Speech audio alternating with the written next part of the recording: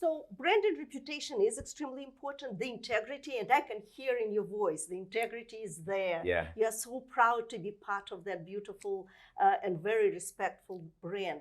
And your agents, I can see how they feed off it. You know, Yeah. they are hungry to be just as successful and advanced. So how do you talk to your agents for them and encourage them to use the right terminology about the brand to make sure that they're using all the tools that are available in a toolbox? Yeah, I think it's just education. For us, we're really big on providing trainings and systems and tools and resources and just making it known. Hey, you guys have all of these things. A lot of other brands probably have a lot of things possibly that we have, but maybe they don't do a great enough job in showcasing it to the agents. I think real estate agents get so consumed by the day-to-day life of got to show this property, got to get under contract, got to do this. But in reality, if they take a step back and say, okay, what am I getting for being at the brokerage I'm at? What am I getting support level, marketing level, all of these things? And I think we do a fantastic job with our admin staff of really just being able to showcase to them, hey, we can do that for you. Oh, you need that? We can do that for you. Oh, you need this printer? We can do that for you.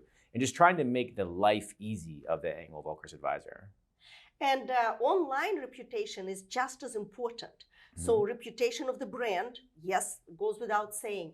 Online reputation, how do you encourage your agents to keep track of their consistent marketing, consistent look of themselves even online? Yeah, I think real estate is a perception is a reality industry.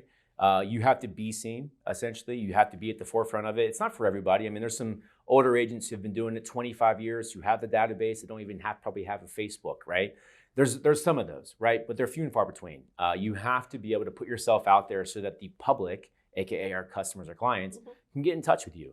And I think it's really important. And I think just presenting yourself in a very professional manner goes a really long way, because when people buy a house or sell their house, it's usually their biggest investment of their entire life. And so I always go what I call the Josh Altman idea is you should always show up to the listing appointment as if you could buy the property. And he's really big on that because you want to give the respect of the buyer and seller of whatever they may need. Now, obviously, you have some customers who would say, why are you wearing that? Come in shorts next time, right? But that also shows that you've broken that barrier of now they're friends, essentially. And so I just think we're in a very professional service industry, and I think it should be taken that way. And I think our agents do a great job of that. And your social media is amazing. I love your LinkedIn. I think you have really great content there. It's not just someone's picture. It's not just someone's photo. It's really there. It's interesting. I follow you. Thank you. I read your articles. Yeah. What about your agents? How is their social media, and how do you encourage them to be on top of it? I think it's great. One of the things that we offer as a brokerage is we can actually run their entire social medias for them in-house. That way, because a lot of people run into this issue of, especially in the last 24 months of this ever-changing market, is I don't have time, right? So I don't have time to post to Facebook. I don't have time to make this article, all of these things. And so we do that for them. And so I think it's been a fantastic thing where we can give them the branding that they want, the image that they want, and do everything for them in-house, because it's so important. Being on social media is one thing, but being on social media with content is completely different. And I think if you can relate the content to the demographic or the people you want to attract to you, I think that's really important for you. But at the same time, you do encourage them to be involved as well, because it has to come from their mind, from their heart, from their experience. Oh, absolutely. It has to be authentic. Every person that we meet with, our advisors, and they talk about social media and wanting to do this, do that, I always tell them, okay, be you.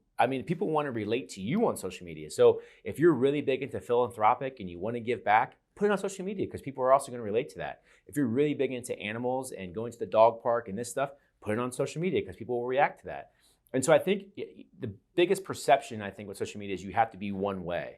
But there's actually 10,000 different ways of how you can kind of break the mold of whatever you want to do on social media. Biggest thing is just holding yourself to the standard of professionalism on everything that you do, because you never want to scare away customers, let's say, either saying this or posting that or whatever else.